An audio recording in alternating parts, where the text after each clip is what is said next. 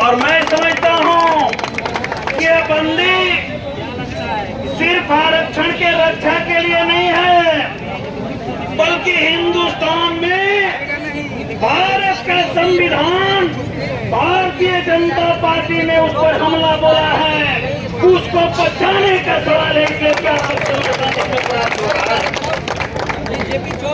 साथियों, कितने लोग हैं और आपको मैं बताना चाहता हूं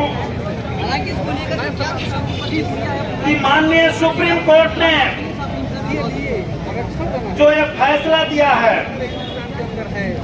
ये फैसला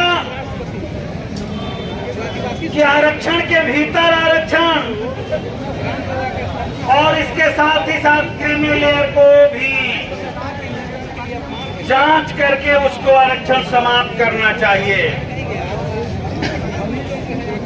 यह सबसे पहले यह फैसला लेने का अधिकार क्या हमारे देश के सुप्रीम कोर्ट को है? देश में क्रीमी लेयर तय करने का अधिकार किसको है? और देश के संविधान में बदलाव करने का अधिकार किसको है? ये पहला प्रश्न खड़ा होता है। और मेरे समझ से भारत के पार्लियामेंट में जो हिंदुस्तान की जनता ने चुन करके भेजी है, उसे अधिकार है कि इसमें कोई बदलाव करे। और इसलिए हम लोग सबसे पहले इस बात को मानते हैं कि यह फैसला भारत के संविधान के अनुकूल नहीं है, इसलिए माननीय सुप्रीम कोर्ट इस फैसला को तत्काल वापस ले, यह हम मांग करना चाहते हैं। अब कुछ लोग कह रहे हैं कि भाई आप लोग न्यायालय के फैसले के खिलाफ आ गए, तो मैं कहना चाहता हूं कि हर चीज का अपना दायरा होता है। पार्लियामेंट का भी अपना दायरा है, मेरा भी अपना दायरा है, थाना का भी अपना दायरा है और कोर्ट का भी अपना दायरा है। तो मैं तो समझता हूं कि पहले इस पर बहस हो जाना चाहिए।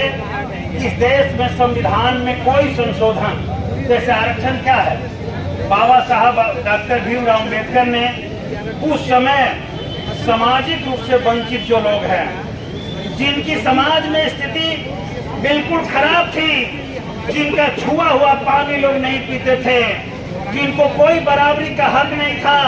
और मैं तो कहना चाहता हूं कि ये तो बात आजादी के समय हो रही थी। आजादी मिलने के बाद भी इस मुल्क के भीतर हम लोग आज भी देख रहे हैं, और पहले 10-20 साल पहले तो हम लोग अपने जीवन में झेले हैं कि हम लोगों के घर अगर कोई दलित आकर के खाना खाता है तो हम लोग के घर भी खाना बहुत सारे लोगों ने छोड़ दिया, ये दलितों को बैठाते और खिलाते हैं। मैं खुद भुक्तभोगी हूँ कि मेरे बहन की शादी में पूरे गांव के फॉरवर्ड लोगों ने कहा कि हम लोग खाना इसलिए नहीं खाएंगे कि समाज के जो दलित लोग हैं आकर के खाना बनाने का काम किया है।